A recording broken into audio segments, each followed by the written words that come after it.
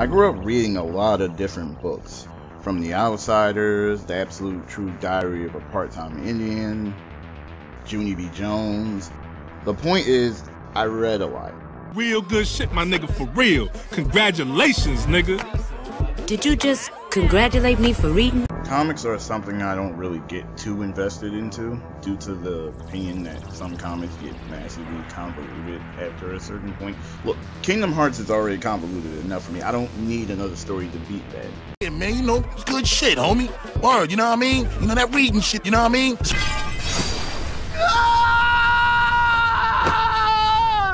So typically, I won't actively search or read comics. However, there are exceptions to this rule. A friend gave me a bunch of comics that he received during Free Comic Book Day that I have yet to read. I bought and read Brian Lee O'Malley's book Seconds and the first volume of Snot Girl. Yes, those are technically graphic novels. Also, yes, I did read the entirety of Scott Pilgrim.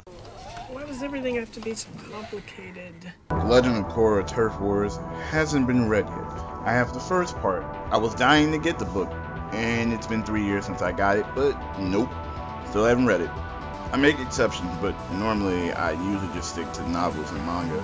Although manga in itself are comic books, so now I look like a hypocrite. Anyway, you see the title of this video. One such comic I did read was Watchmen, a tale that changed the direction of comic books for the next couple of years, if not forever. Word, oh yeah, man, you know, it's good shit, homie. Word, you know what I mean? You know, that reading shit, you know what I mean? It's hard, son. Word, you know what I mean? Word, you know what I mean? Especially when them books be, you know what I mean? You know, real thick and heavy, like, you know what I mean? Word, you know what I mean? Watchmen is a comic book from the minds of Alan Moore and Dave Gibbons. The story is about superheroes, the deconstruction of the superhero genre, and what the line is between power and morality. I'm not doing it justice by just saying that, but I highly recommend the whole miniseries. I really wanted to talk about the impact on comics that Watchmen had and how that led to a very infamous era for comics. So, during the late 80s, two comics took a rather dark, somber tone in comparison to the more upbeat and positive ones. One was Frank Miller's The Dark Knight Returns, and the other was, of course, Watchmen. Of all their sex and murder will foam up around their waists, and all the whores and politicians will look up and shout, "Save us." And I'll whisper, "No." They set out to talk about more complex topics, ranging from politics, morality, power, and other mature subjects not typically found at the time. While they were both critically acclaimed for their more mature tone, a lot of people like to look at them as the start of the dark age of comic books. Deliberately shows us that basic human kindness is alive and well, and more importantly, that these godlike superheroes are failing to see it. And then Watchmen gets popular and suddenly DC is grimdark city because all these writers missed the point. They thought they were emulating Watchmen, but Alan Moore didn't write Watchmen as a self-indulgent angst fest on the failure of the human condition. It was an examination of the flaws in superheroism as seen through the lens of realism, of ordinary humanity. But instead we get angsty superheroes completely failing to remember why they superhero at all. The modern age of comics, as it is also known as, was when comics were finally entering pop culture and being seen by a large audience. Comic companies wanted to cash in on some of the new trends that were being done. To say Watchmen and The Dark Knight Returns was the sole reason for what happened, I think wouldn't be completely accurate. New companies like Dark Horse Comics, Valiant, and Image all had their stories and characters up the ante in terms of content.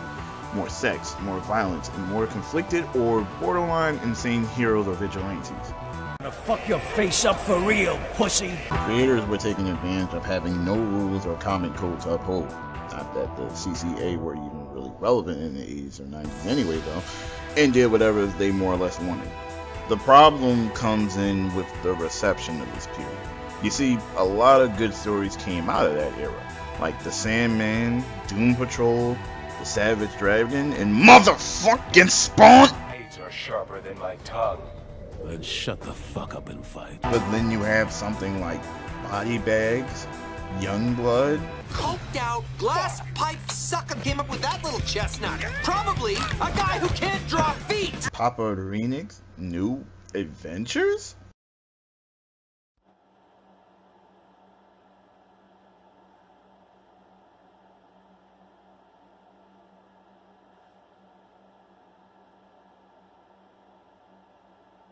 But